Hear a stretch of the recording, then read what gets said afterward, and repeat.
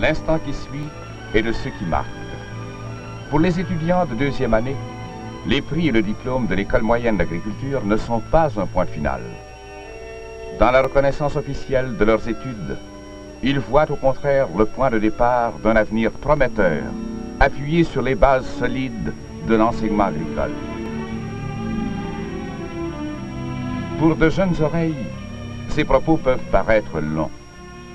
Plus tard, enfant, tu comprendras que ton père et ton voisin, ces agriculteurs en complète ville, ont fait de leur vie entière une œuvre grande, inspirée de la terre même et dédiée à ceux qui en ont la garde. Retourne chez toi, jeune homme, rayonne dans ton milieu social et remplis fièrement la belle mission qui t'est confiée. Qu'est-ce qu'on trouve comme vie organisationnelle dans les diocèses? On trouve évidemment toute la vie religieuse, les paroisses qui en dépendent, les communautés religieuses, mais on trouve aussi un certain nombre d'organismes qui vont se réclamer de la structure diocésaine à l'époque où l'État-providence n'est pas encore développé. Alors vous avez par exemple, on parlait des caisses populaires, il y aura des fédérations diocésaines de caisses populaires. Au niveau de l'éducation, les syndicats vont être sur une base diocésaine. Même chose pour les syndicats de travailleurs. Par exemple, la CTCC, la Confédération des syndicats catholiques, qui va devenir la CSN, va avoir une structure régionale qu'on appelle les conseils régionaux de la CTCC, à côté de la structure plus sectorielle, si on veut.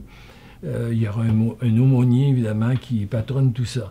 Vous avez même les voyageurs de commerce qui vont avoir une structure diocésaine. De sorte que dans la période d'avant 60, on pense notamment la première moitié du 19e siècle, les gens vont s'identifier à leur diocèse. On va dire, je suis du diocèse de Joliette, je suis du diocèse de Saint-Jérôme, etc.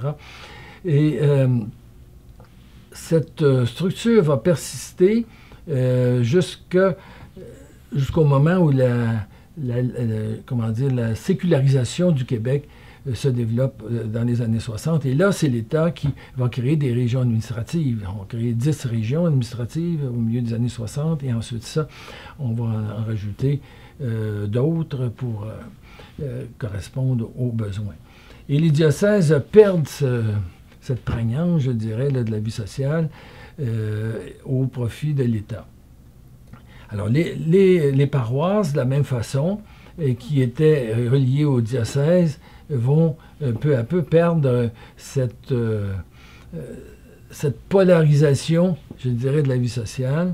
Et l'Église, qui est quand même réaliste dans l'évolution de la société, va s'orienter davantage vers une action pastorale et va délaisser le côté, je dirais, matériel et englobant qui déborde la sphère religieuse comme telle.